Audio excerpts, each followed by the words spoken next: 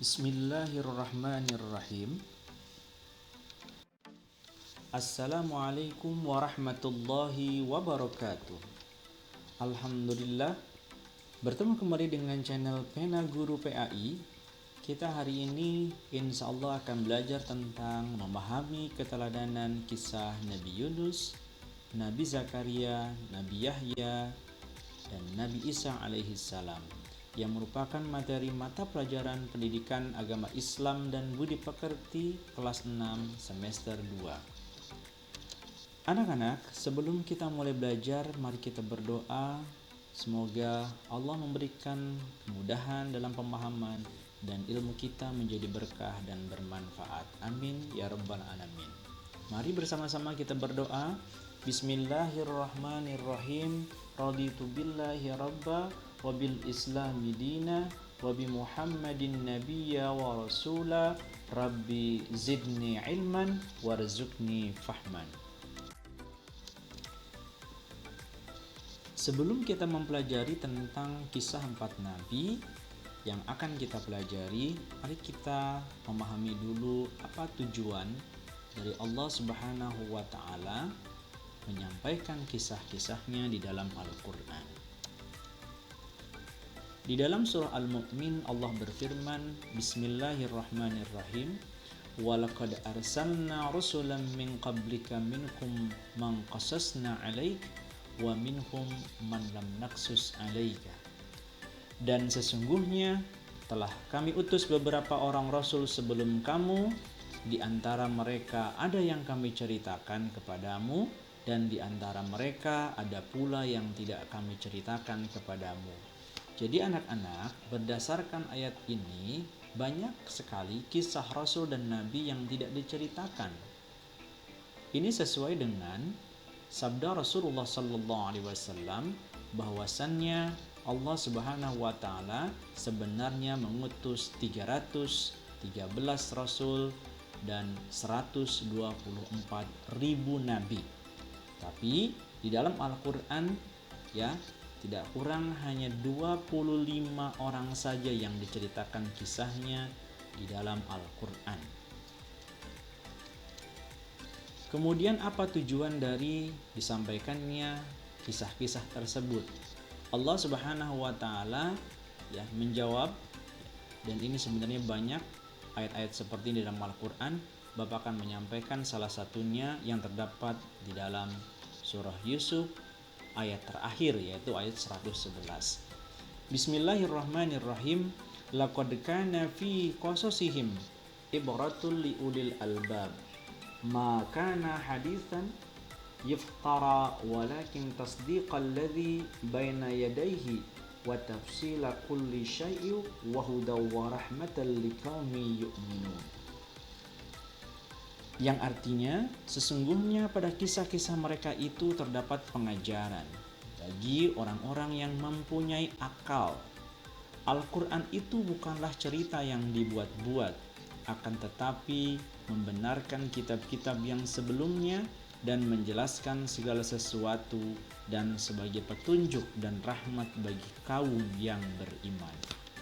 Jadi anak-anak semuanya, kisah-kisah yang terdapat di dalam Al-Quran, khususnya kisah para nabi, itu diharapkan menjadi sebuah pelajaran bagi kita agar kita mengikuti teladan yang baik dan menjauhi kisah-kisah yang mungkin menceritakan tentang orang-orang yang diazab atau mungkin dilaknat oleh Allah Subhanahu wa taala, seperti Fir'aun, Qarun dan lain sebagainya. Tapi untuk pelajaran tentang kisah para rasul itu kita harus mengambil pelajaran agar kita dapat selamat di dunia dan di akhirat.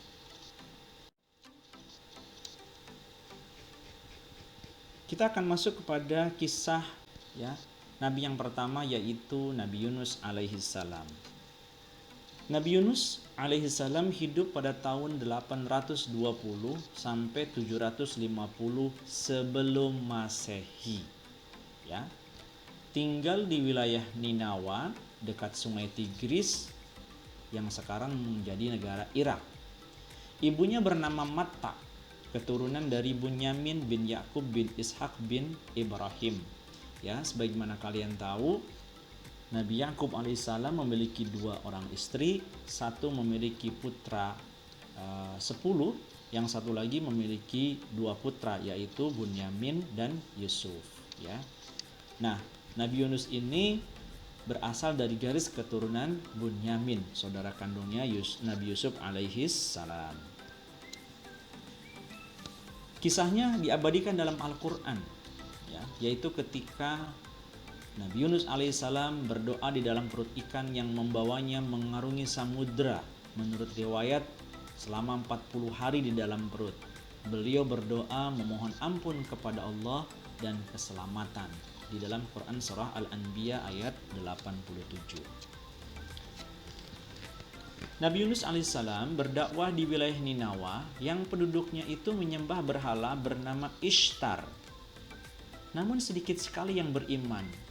Sampai setelah beberapa tahun, ya, mungkin berpuluh-puluh tahun, akhirnya Nabi Yunus merasa kecewa dan akhirnya berdoa kepada Allah agar diturunkan saja azab, ya, kepada penduduk Ninawa. Akhirnya berdoa dan Allah mengabulkan, ya, 3 hari ke depan akan aku turunkan azab kepada penduduk Ninawa. Maka kemudian Nabi Yunus menyampaikan kepada penduduk Ninawa, 3 hari ke depan akan diturunkan azab kepada kalian karena kalian tidak mengikuti dakwahku untuk menyembah Allah Subhanahu wa taala. Selanjutnya Nabi Yunus pergi dari Ninawa. Sementara penduduk Ninawa, ketika tiba-tiba langit berubah menjadi gelap, kemudian turun angin yang begitu kencang, mereka menyadari bahwa ancaman Nabi Yunus itu adalah bukan bualan semata. Nah, akhirnya mereka bertobat dan menyembah Allah Subhanahu wa taala. Tapi Nabi Yunus sudah terlanjur pergi dari Ninawa. Sampai di sebuah pantai dia menaiki sebuah kapal dan ikut di dalam perjalanannya. Tapi di tengah perjalanan tiba-tiba, ya, ada badai yang sangat kencang. Ya. Pada masa itu ada satu kepercayaan bahwa ketika badai datang tiba-tiba, maka di dalam kapal itu pasti ada orang yang berbuat kesalahan. Akhirnya diundi selama 3 kali. Undian itu selalu, ya, mengenai Nabi Yunus alaihissalam. Akhirnya Nabi Yunus dilemparkan ke dalam lautan yang sedang bergejolak ombaknya. Dan ketika Nabi Yunus masuk ke dalam samudra, langsung dia dimakan oleh ikan yang memang diperintahkan oleh Allah Subhanahu wa taala. 40 hari Nabi Yunus berdasarkan riwayat berada di dalam ikan itu, dan akhirnya dia dilepaskan di sebuah pantai. Dan ketika kembali ke penduduk Ninawa, Nabi Yunus kaget karena Ninawa tetap menjadi daerah yang subur, kemudian penduduknya beriman kepada Allah Subhanahu wa taala. Apa keteladanan dari kisah Nabi Yunus alaihissalam? Yang pertama adalah azab dan siksa Allah adalah sebuah kebenaran. Nah, kita harus benar-benar menghindari itu. Kemudian kita harus sabar dalam menerima ujian. Tidak mudah menyerah dalam berdakwah, ya, tidak mudah menyerah dalam belajar. Kemudian memohon ampun jika melakukan kesalahan. Selanjutnya kisah Nabi Zakaria alaihissalam. Nabi Zakaria adalah putra Dan, keturunan Nabi Sulaiman alaihissalam yang merupakan putra Nabi Daud alaihissalam. Tinggal dan berdakwah di wilayah Palestina kepada kaum Bani Israel. Ya. Istri dari Nabi Zakaria adalah Isha binti Fakuj yang memiliki saudara perempuan bernama Hannah binti Fakuj yang menikah dengan seorang pembesar Bani Israel bernama Imran. Nah, Hannah dan Imran ini merupakan orang tua dari Maryam. Nah, perlu kalian ketahui, Hannah dan Isha ini dua-duanya meskipun usianya sudah tua tapi belum dikaruniai seorang anak, ya. Tapi kemudian Hannah hamil duluan, kemudian melahirkan Maryam, ya. Kisahnya diabadikan dalam Al-Quran di dalam surah Maryam, Al-Anbiya, dan Ali Imran. Ya.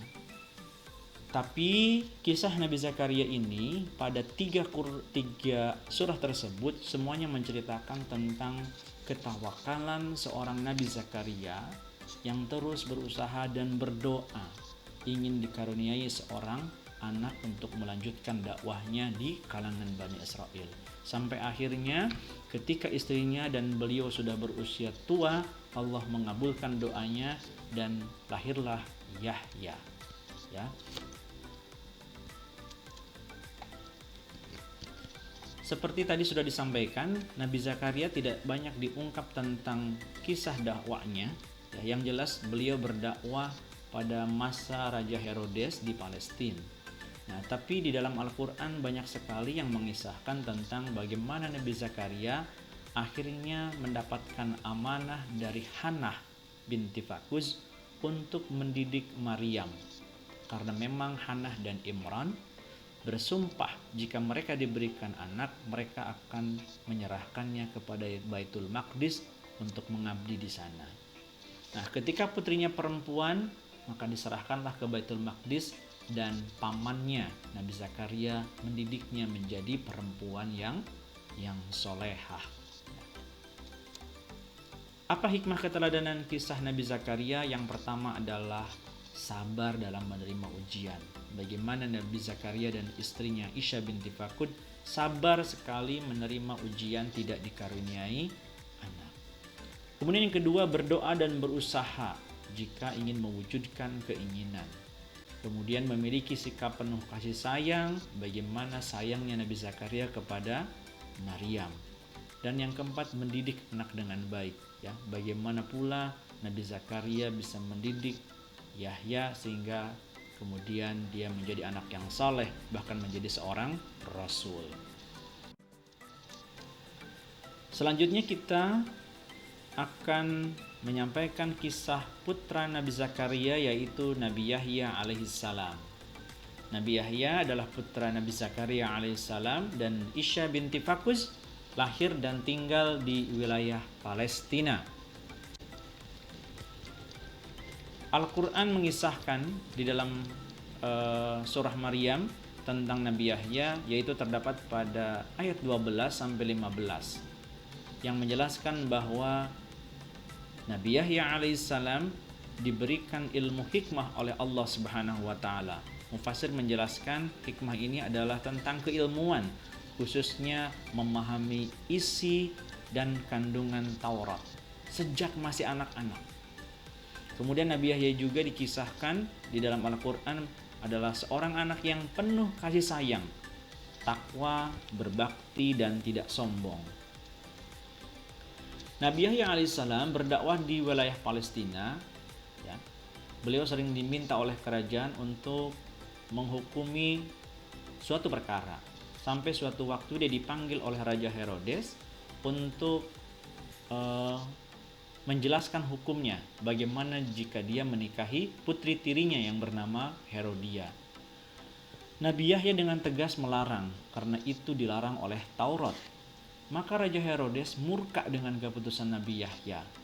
Nah, diriwayatkan kemudian raja membuat fitnah bahwa Nabi Yahya melarangnya untuk menikah dengan putrinya, ya, putri tirinya, itu karena Nabi Yahya mencintai putri Herodia.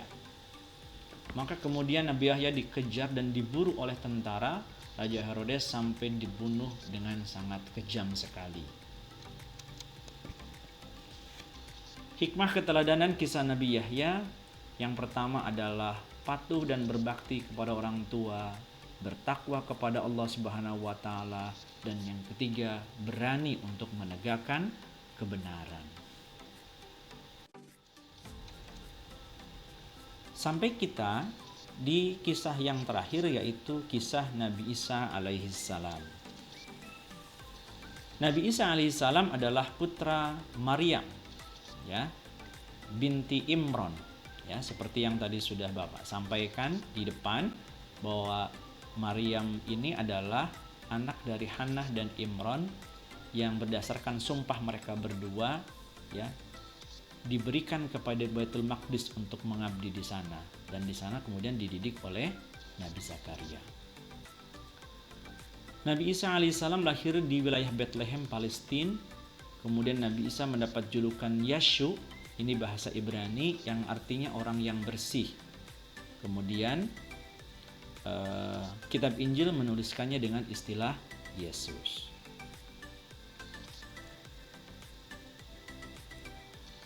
Kisahnya diabadikan dalam Al-Qur'an, ya, di surah Al-Imran, Maryam dan Al-Maidah. Isa bayi yang sedang digendong oleh Maryam ketika Maryam dicaci maki, dihina, difitnah oleh penduduk Bethlehem. Akhirnya Nabi Isa yang sedang digendong berbicara.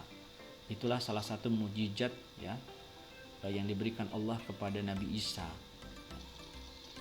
Dia menjelaskan tentang jati dirinya kepada penduduk Bethlehem yang memfitnah dan menghina ibundanya, bahwa dia adalah seorang nabi, kalau akan menjadi rasul dan akan diberikan kitab Injil. Nabi Isa juga diberi banyak mukjizat oleh Allah Subhanahu wa taala. Di antaranya adalah menyembuhkan orang buta, kemudian menghidupkan orang yang mati, dan ada hal yang perlu kalian ketahui juga. Di dalam surah Al-Maidah di ayat 70, di 70-an itu ada satu ayat yang menjelaskan tentang Allah bertanya kepada Nabi Isa, "Wahai Isa, apakah engkau pernah memerintahkan manusia untuk menyembahmu?" Maka Isa menjawab, "Aku tidak pernah memerintahkan mereka untuk menyembahku. Kalaupun aku memerintahkan mereka, engkau tahu ya Allah, karena engkau adalah zat yang maha tahu." Ya. Kenapa Bapak jelaskan hal ini? Karena memang orang-orang Nasrani, ya, menyembah Nabi Isa sebagai bagian dari Tuhan. Kisah dakwahnya, pada usia 30 tahun Nabi Isa diangkat menjadi rasul dan diberi kitab Injil yang berisi tentang syariat-syariat yang meluruskan syariat-syariat yang ada dalam Taurat yang sudah disalahgunakan atau diselewengkan oleh Bani Israel. Hidup di wilayah Palestina di bawah kekuasaan kerajaan Romawi, Nabi Isa hanya berhasil mengajak 12 orang pengikutnya yang sangat setia yang membantu dakwahnya. Mereka dikenal sebagai kaum Hawariyun. Ya. Pada akhir kehidupannya, Nabi Isa difitnah oleh para pembesar kota Palestina yang merasa mereka tidak terhormat karena orang-orang lebih mencintai Nabi Isa. Maka akhirnya mereka melaporkan kepada kerajaan Romawi bahwa di Palestina ada seorang yang bernama Isa yang akan melakukan kudeta kekuasaan. Maka kemudian Romawi mengirimkan pasukannya untuk mengejar Nabi Isa. Nabi Isa oleh para sahabatnya atau pengikut setianya yang Hawariyun disembunyikan di sebuah gua. Kemudian salah satu dari muridnya yang bernama Yudas Iskariot ternyata membocorkan kepada pasukan Romawi. Akhirnya pasukan Romawi menyerbu gua tersebut, tapi kemudian Allah dengan kuasanya merubah muka Yudas Iskariot seperti Nabi Isa. Ya, akhirnya pasukan Romawi menangkap Yudas Iskariot yang memang ikut dalam penyerbuan ke dalam gua tersebut. Sedangkan Nabi Isanya, sebagaimana disabdakan Allah dalam Al-Quran, diangkat oleh Allah Subhanahu wa ta'ala. Hikmah keteladanan kisah Nabi Isa yang pertama adalah memiliki sikap sabar, kemudian memiliki sikap peduli dan kasih sayang, tabah dan pantang menyerah dalam berdakwah.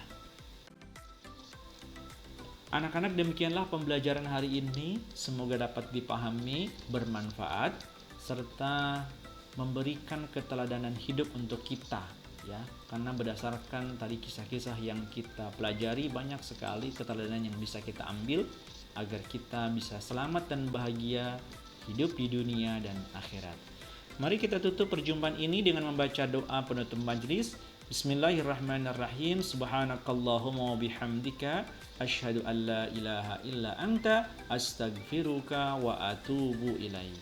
Terima kasih. Wassalamualaikum warahmatullahi wabarakatuh.